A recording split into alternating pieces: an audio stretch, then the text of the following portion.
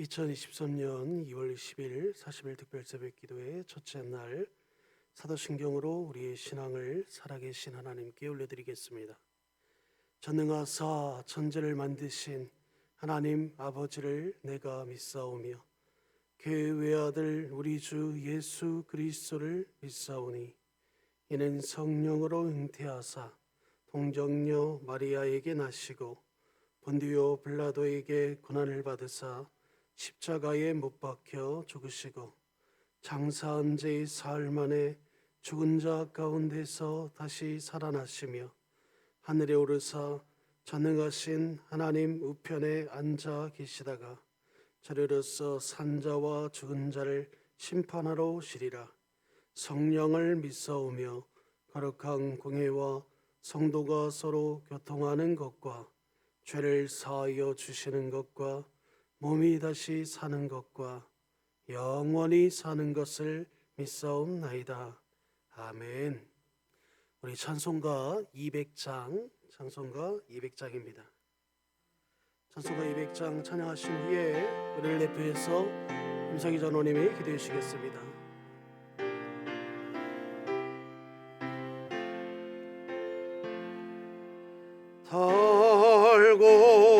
달고면 그 말씀 생명의 말씀은 귀한 그 말씀 진리로 생명의 말씀이 나의 길과 믿음 밝히 보여주니 아름답고 귀한 말씀 생명샘이로다.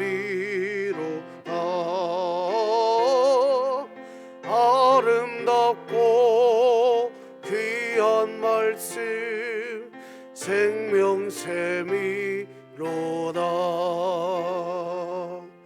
귀한 주님의 말씀은 내 노래 되도다. 모든 사람을 살리는 생명의 말씀을 각도 없이 받아 생명길을 가니 아름답고 귀한 말씀 생명샘이로다. 아름답고 귀한 말씀 생명샘이로다.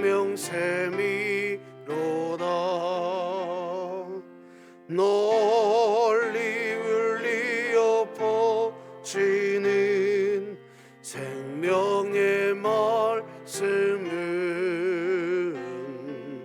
마음의 용서와 평안을 골고루 전하니 다만 예수 말씀 듣고 복을 받네. 아름답고 귀한 말씀 생명샘이로다. 아름답고 귀한 말씀 생명샘이로다.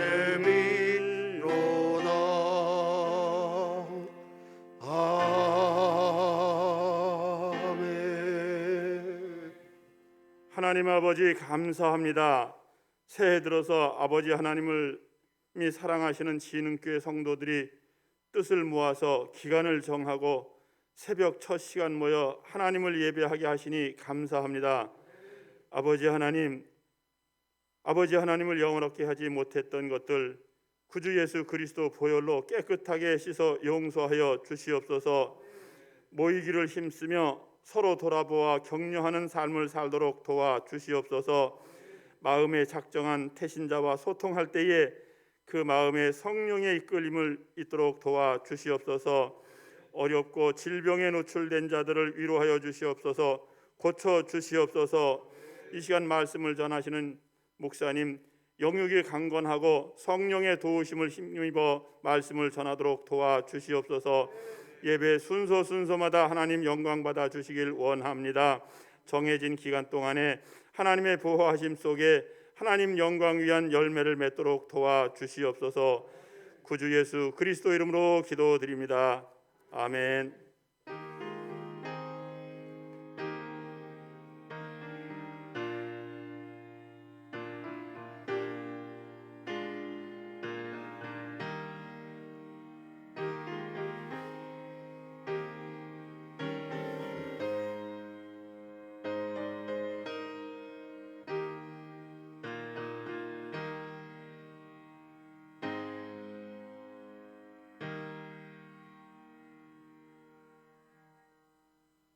오늘 하나님이 우리에게 주신 말씀은 다니엘서 6장 10절 한 절 말씀입니다.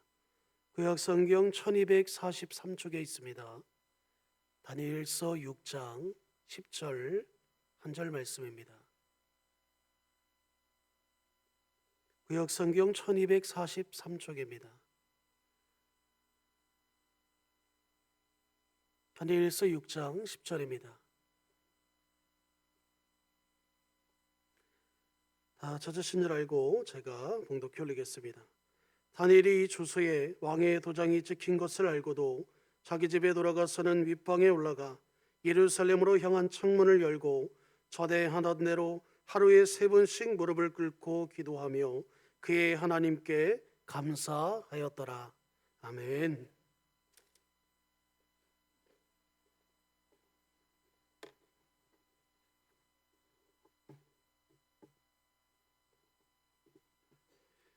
하나님께 올려진 예물이 있습니다.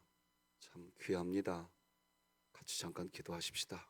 하나님 아버지, 40일 특별 새벽 기도회를 시작하게 하시고 우리 하나님의 말씀 앞에 은혜를 누릴 수 있는 기회를 주시니 감사합니다. 이번 40일 특별 새벽 기도회 기간에 온전한 하나님의 뜻이 우리 가운데에 나타나게 하시고 우리 삶의 모든 문제가 해결되게 하여 주시옵소서. 삶의 어려움이 해결되게 하여 주시옵소서. 막힌 게 뚫리게 하여 주시옵소서. 하나님의 전적인 사랑 안에서 주의 영광이 드러나게 하여 주시옵소서. 저희들의 간절한 하나님을 향한 소망과 기도의 제목, 하나님을 향한 사랑을 담아서 귀한 예물을 올리는 손길이 있습니다. 하나님 흠양하여 주시고 하나님 영광 거두어 주시옵소서. 예수님의 이름으로 기도드립니다. 아멘. 우리들의 정체성입니다. 같이 한번 읽으십시다. 시작. 우리는 구원받았으나 죄인이며 오직 하나님의 사랑으로 사는 그리스도인이다. 아멘. 3월 19일 날 우리 진흥교회는 예배당 예배가 이제는 온전히 회복되기를 기도하고 있습니다. 우리들의 태신자가 하나님께 돌아오는 은총이 있기를 소망하고 있습니다. 여러분 앉아 계신 테이블 앞에 태신자의 이름을, 이번 작정된 태신자의 이름을 다 넣어서 새로 넣었습니다. 다시 한번 우리 기도하는데 여러분의 손 태신자의 이름 위에 잠깐 올려주시기 바랍니다. 그리고 따라서 기도해 주시면 감사하겠습니다. 하나님 아버지, 이 귀한 영혼이 예수님 믿게 하여 주옵소서. 예수님 믿게 하여 주시옵소서. 예수님의 이름으로 기도드립니다. 아멘. 40일 특별 새벽 기도회가 시작됩니다. 한 40일 동안 여러분들 강건하여서 끝까지 한번 완주했으면 좋겠습니다. 반주로, 영상으로, 기도로, 사회로, 차량으로, 안내로 각종 섬김을 하시게 될 분들 주님의 이름으로 축복합니다. 여러분들의 섬김이 하늘의 별처럼 빛나기를 바랍니다. 아울러서 어제 주일 오후 예배 시간에 분명히 말씀드렸습니다.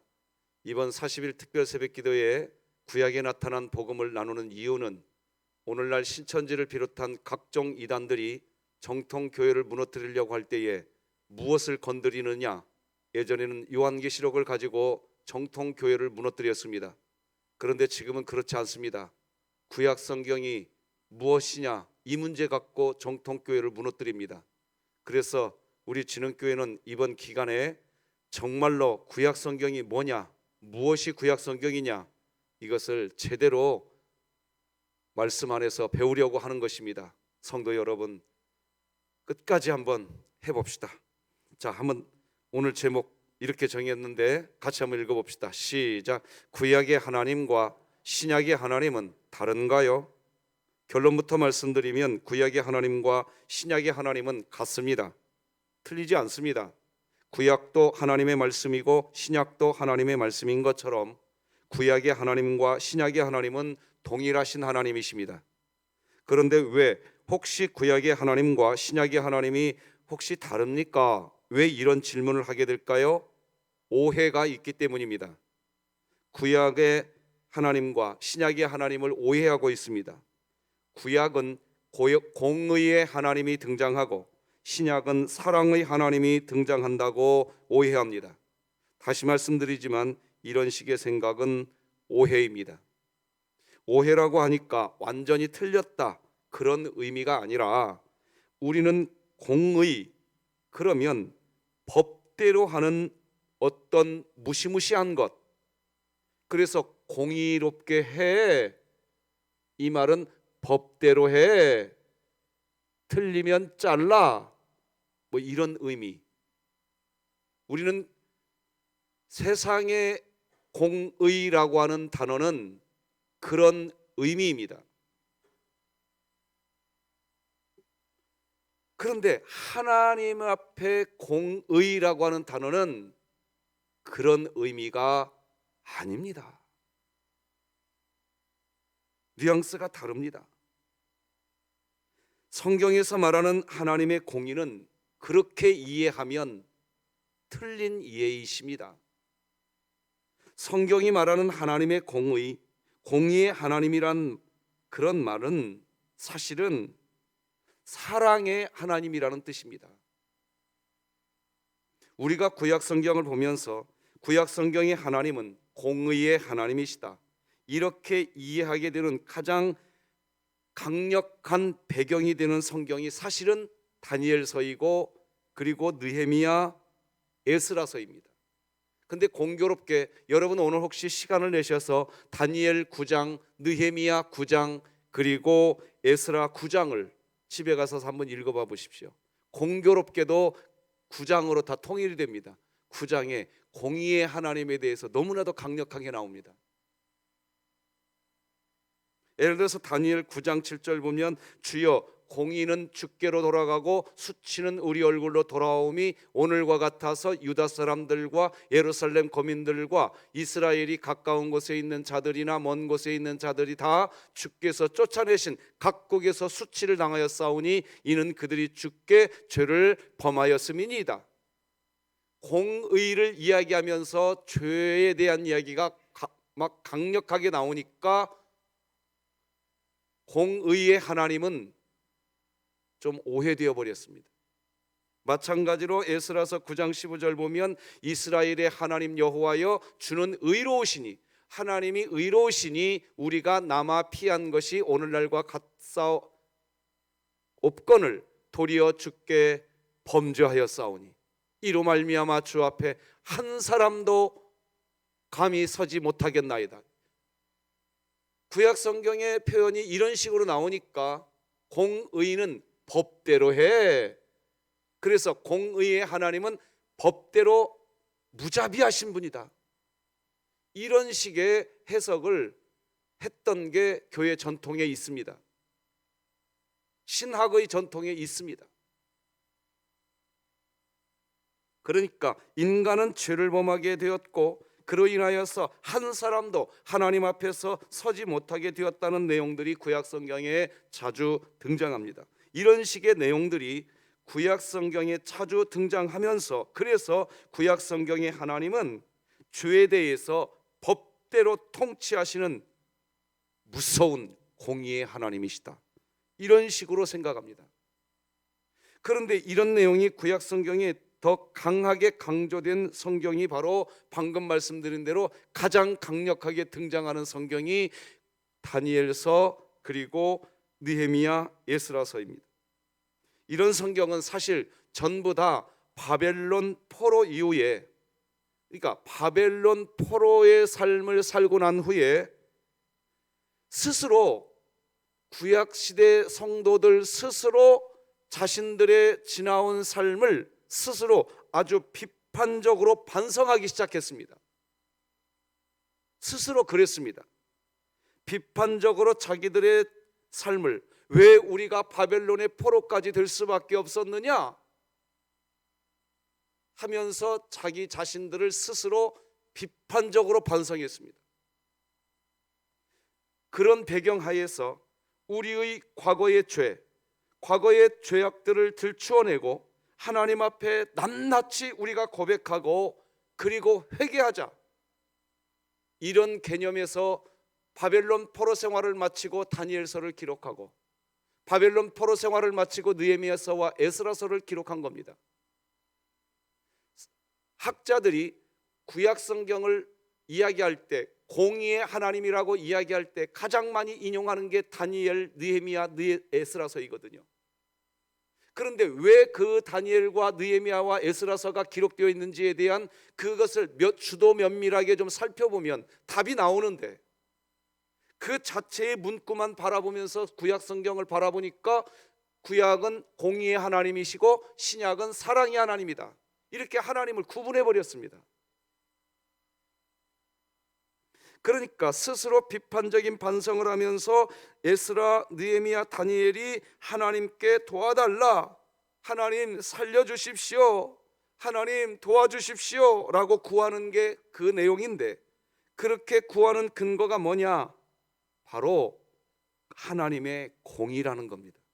자, 그러면 설명하겠습니다. 하나님의 공의가 뭐냐? 하나님은요, 내가 너희들을 끝까지 지키겠다, 내가 너희를 끝까지 지키겠다, 이게 하나님의 선포였습니다. 공의라는 건 뭐냐? 하나님은 거짓말 못하시지요. 하나님의 성품은 변개치 않으시지요. 그게 공의의 하나님이신 줄 믿습니다.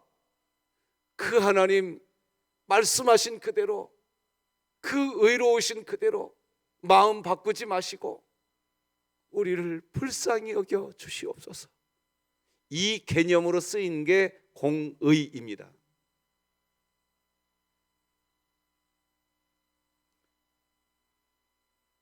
하나님, 그러니까 우리 도와주십시오. 우리가 이 죄를 회개하겠습니다. 그러니까 우리 살려주십시오. 하나님이 끝까지 지키신다고 스스로 말씀하지 않으셨습니까? 하나님이 하신 말씀 지켜주십시오. 그 개념이 공의입니다. 역사의 시간이 흐르고 나서 보니까 우리 사람들 안에는 도무지 은혜를 구할 만한 요소가 아무것도 없다는 것을 바벨론 포로 생활을 끝내고 나서 백성들이 깨닫기 시작했습니다. 바벨론 포로 생활을 마치고 난 후에 알게 되었습니다. 하나님의 도우심이 아니면, 하나님의 은혜가 아니면 우리는 살 수가 없는 존재였구나, 그걸 알게 된 겁니다. 여러분, 우리도 지난 3년 동안 코로나19 기간에 정확하게 알게 된 것이 이것이었지 않습니까? 모든 것이 하나님의 은혜. 그래서 코로나19 기간에 우리 대한민국 안에 가장 많이 불렀던 찬양, 은혜, 은혜, 우리 그 찬양 아니었습니까?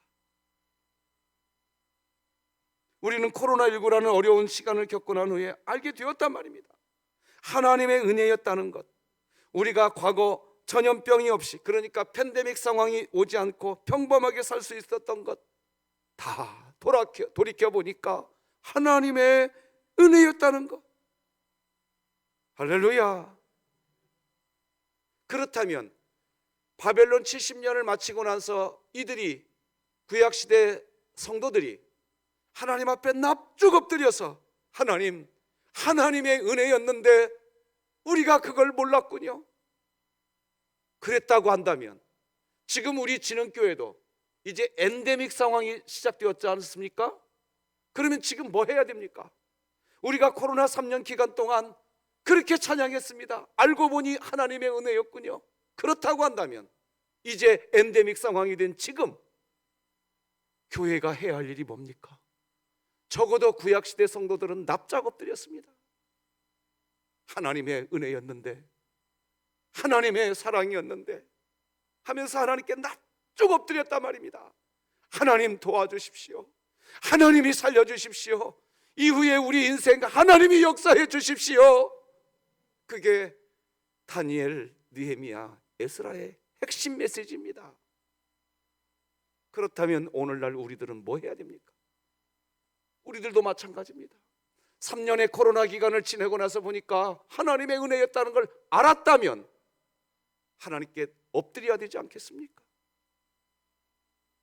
그래서 다니엘서를 보면 특히 다니엘이 사람 안에는 아무리 보아도 사람 스스로 의를 행할 수가 없고, 사람은 벌 받는 게 마땅하고 심판받는 게 마땅하다고 여기면서 다니엘은 그저 하나님의 은혜를 구합니다.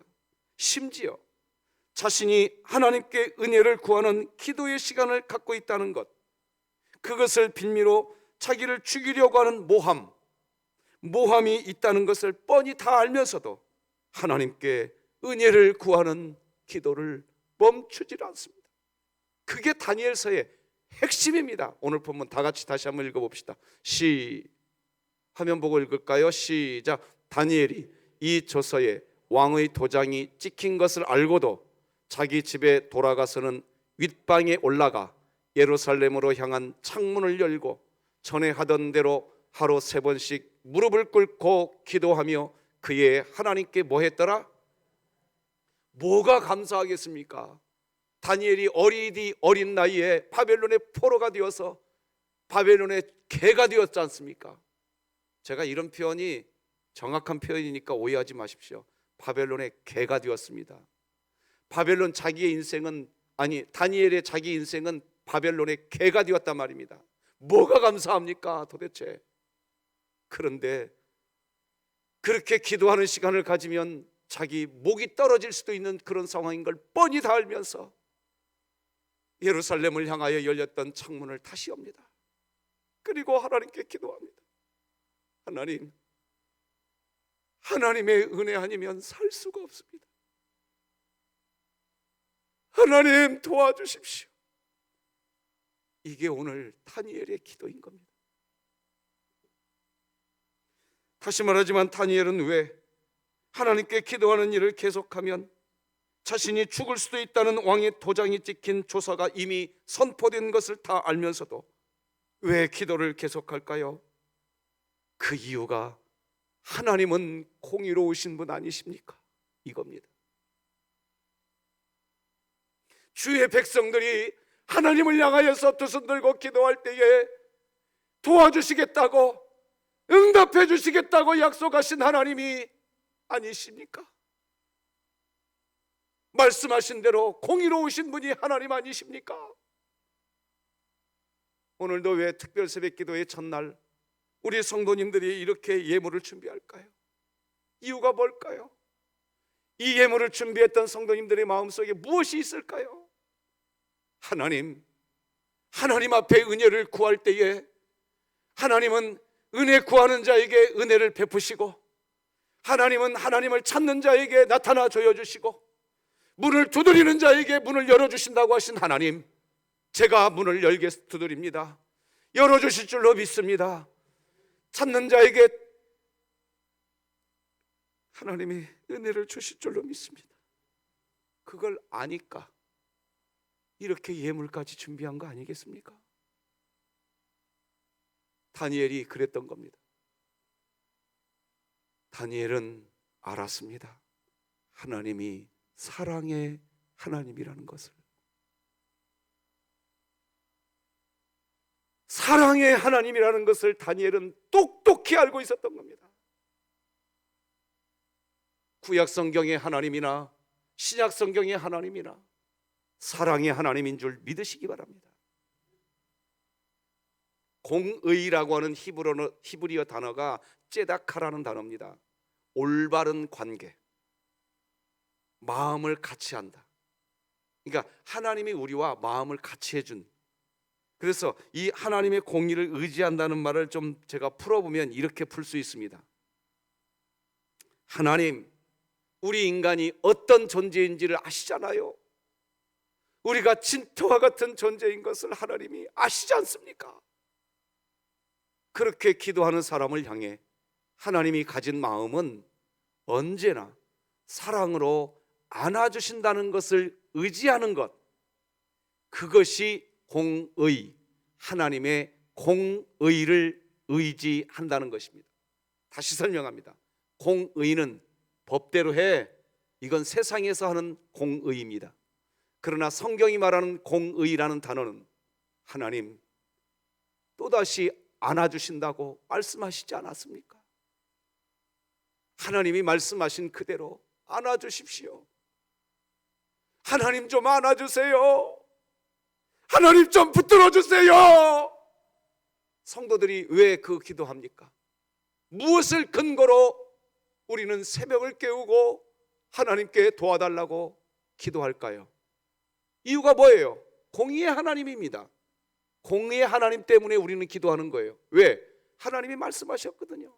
네 입을 크게 열라, 내가 채우리라.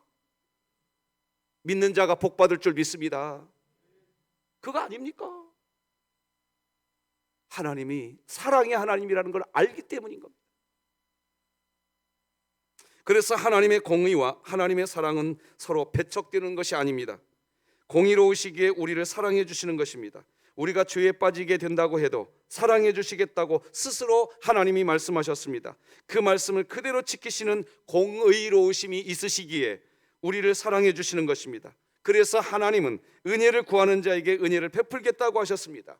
입을 크게 여는 사람에게 은혜를 주시겠다고 하셨습니다. 다 같이 시편 말씀 함께 읽겠습니다. 81편 10절 시작. 나는 너를 애굽 땅에서 인도하여 낸 여호와 내 하나님이니 내 입을 크게 열라, 내가 채우리라. 할렐루야. 은혜를 구하되 크게 여시기 바랍니다. 이렇게 말씀하신 그대로, 말씀을 그대로 실현하시는 분은, 그런 분을 성경은 공의의 하나님이라고 하시는 겁니다.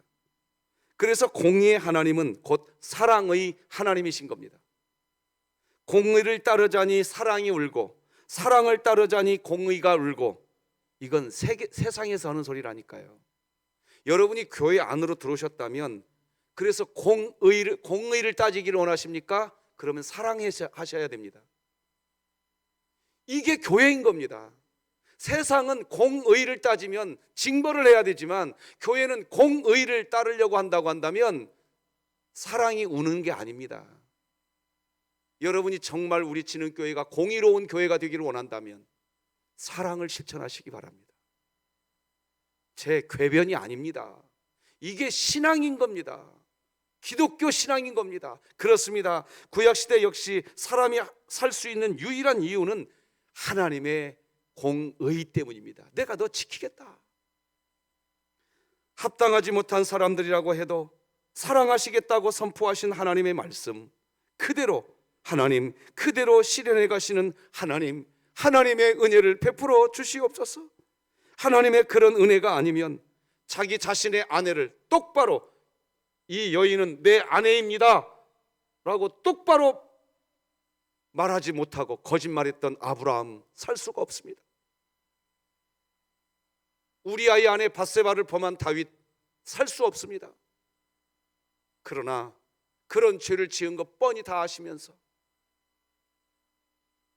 구약 성경 곳곳에 흐르는 것은 무시무시한 하나님, 다 죽여버리는 하나님이 아니라 인간의 죄악에도 불구하고 인간을 불쌍히 여기시며 어찌할 수 없어서 그 손을 내밀어 주시고 건져 주시는 사랑의 하나님, 구약은 그런 하나님을 우리에게 보여주는 것입니다. 그래서 구약의 하나님과 신약의 하나님은 동일한 하나님이시고, 그런 하나님의 모습을 결정적으로 보여주는 성격이 아가서이고 호세아서입니다. 호세아 선지자에게 음란한 여인 고멜이라고 하는 아내가 있었습니다. 여러분이 잘 알다시피 틈만 나면 밖으로 나가서 다른 남자들과 돌아다닙니다. 그런데 하나님은 다시 데리고 오라고 합니다. 그걸 공의라고 하는 겁니다. 그것을 성경이 말하는 공의의 개념인 겁니다. 우리 진흥교회가 공의로워지시기 바랍니다. 자, 이제 다만 오해될 여지가 있는 성경, 구약 성경 내용이 있지요. 가령 여리고성을 공격할 때 여리고성 안에 있는 모든 사람을 모조리 죽여라, 이런 말씀들 때문에 구약의 하나님을 무서운 하나님이라고 생각하십니다. 그러나 그렇게 이야기하신 이유, 하나님의 목적은 악은 모양이라도 남기지 말고 다 버리라, 이것 이야기하시는 것입니다.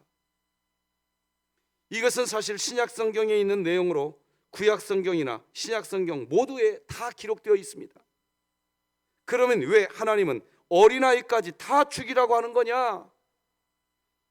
너무 당연한 원칙은 악은 그 모양이라도 버리라는 그 원칙에서 출발하고 있는 것입니다. 우리 인간이요, 늘 죄에 넘어지고, 우리들이요, 아유, 저 사람은 죄 지은 사람, 그러면서 은근히 나는 죄 안 지은 사람. 아니, 여러분, 우리가 늘 넘어진다니까요. 우리 구원받았지만 여기 서 있는 저부터 넘어진다니까요. 우리가 여기 서 있는 이유, 하나님의 은혜입니다. 믿으시기 바랍니다. 다시 말하지만 우리 인간, 늘 죄에 넘어지고 늘 또다시 죄를 범하는 우리들, 이 인간들도 어린아이를 막 죽이는 그런 일 하지 않습니다.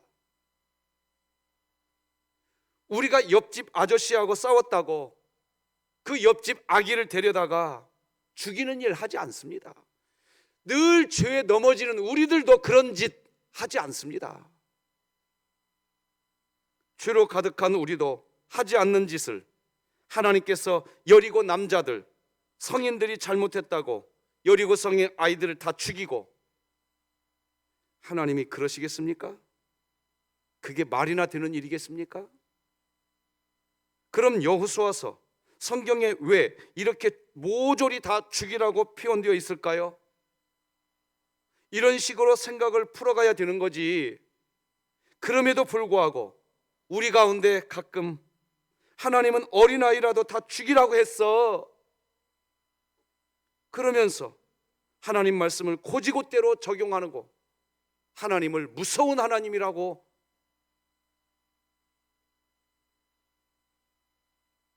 저는요, 그런 분들에게 혹시 우리 성도님들이 그런 질문을 저에게 하신다고 한다면 제가 해드리고 싶은 말이 있습니다.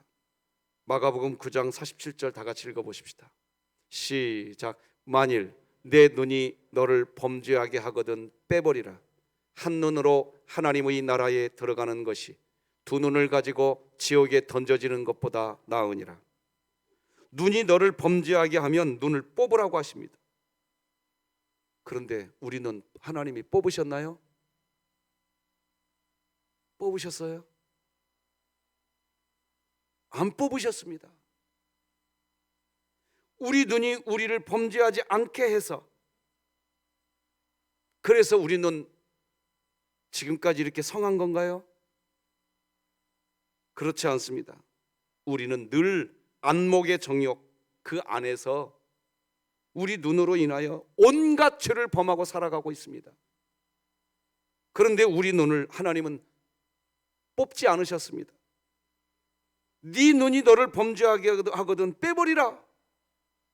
하나님 스스로 이렇게 이야기하셨는데 하나님이 우리 눈 뽑으셨나요? 안 뽑았어요. 그래서 우리는 마가복음 9장의 말씀을 보면서 이 말씀은, 이것은 눈을 뽑아내버리라, 그 말씀이 아니라 그만큼 조심하라는 뜻을 담겨 있다라는 것을 우리는 잘 알고 있습니다. 우리는 성경을 그렇게 해석합니다. 구약 성경을 보면 때로 무서워 보이는 하나님의 모습이 있습니다. 그러나 늘 붙잡아야 할 것은 언제나 우리 하나님은 사랑의 하나님, 긍휼의 하나님이라는 것을 굳게 믿으시기 바랍니다. 오늘 여러분, 오늘부터 체험해 보세요.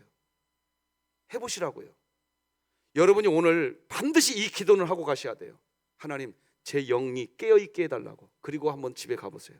오늘 여러분이 오늘 새벽을 깨우신 분들, 정말 죄송하지만 오랜만에 새벽을 깨우신 분들, 특히 오늘 꼭 이 기도를 하고 가세요. 제 영이 깨어있게 해달라고. 그리고 오늘 하루 살아보세요.